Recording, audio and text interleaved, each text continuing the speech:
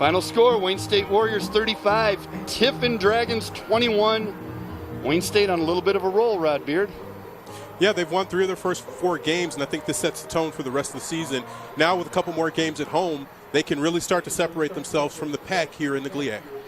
That offense, it starts up front, a couple of running backs, and a nice quarterback that gets things done, but those big guys up front open everything up for them. The offensive line has just been exceptional for the Warriors, and the backs behind them, starting with Romello Brown, well over 200 yards today, set the tone for what they were going to do. It's just we're going to mash you, we're going to maul you, and we're going to run the ball and make you stop it. And when you try to, we're going to pop right over you with the passing game. Speaking of setting the tone, all the scoring in the first half was actually done in the first quarter. Let's take a look at some of the highlights. Well, and so many of them there are in the first half here.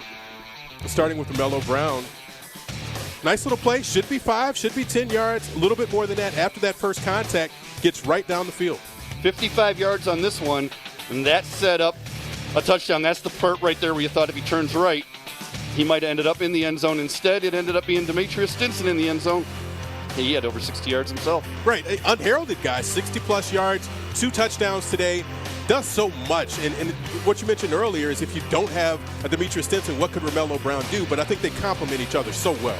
Long pass to Holland sets up the short touchdown pass to Nobles off the fade from Pipkin. And then right back here, a screen pass to Demetrius Stinson. We initially thought he got into the end zone. One play later, he runs it in. Right, after Tiffin was able to tie that score, Wayne State did a great job of coming back to answer that, get the touchdown, get the lead for good for the remainder of the first half and for the game. Now Romello Brown gets his turn to get into the end zone, and we always say it, this is a touch football score. Right, this is so easy, but it's the way that Tiffin stacked the line. Once you get past that first level of defenders, there's nothing else. There's no resistance after that. 21-7, the score at halftime. Romello Brown taking that in. 2 of his 3 touchdowns today, and then we move forward to the fourth quarter. Quick shot, little quick flare pass. Got them back into the game, did Tiffin, and then Romello, a big block from Wiska, and he's gone. That's 66 yards right up the gut.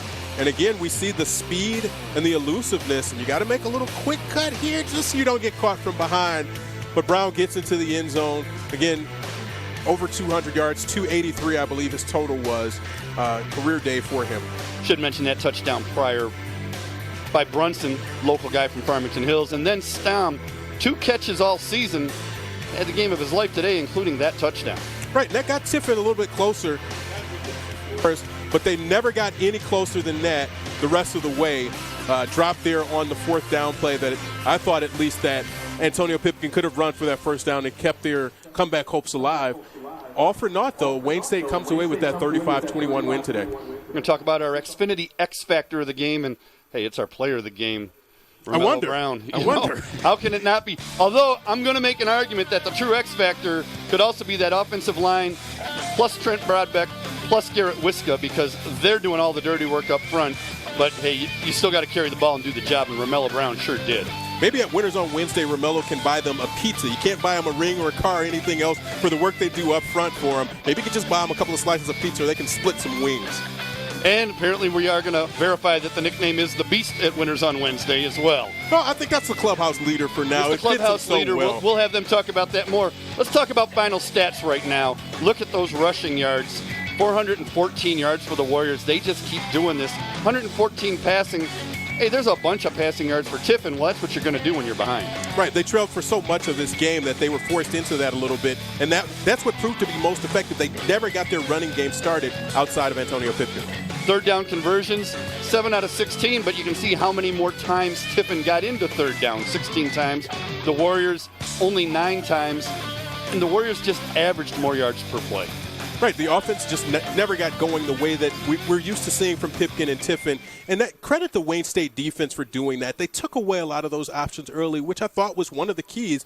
And while the offense for Wayne State got going, the defense didn't relent until really that second half where they gave up those last 2 touchdowns. But the offense had already put enough points on the board for them today. It gets the Warriors off to a 3-1 start and sets up a big game next week right here at Adams Field at 6 o'clock, a game that we're going to have live for you right here on CN 900. The Warriors taking on the Hillsdale Chargers. For my partner Rod Beard, for Tony Ortiz, for our director Mike Johnson, for all our hardworking people in the truck, I'm Joe Abramson. We'll see you next week with more Wayne State football right here on CN 900.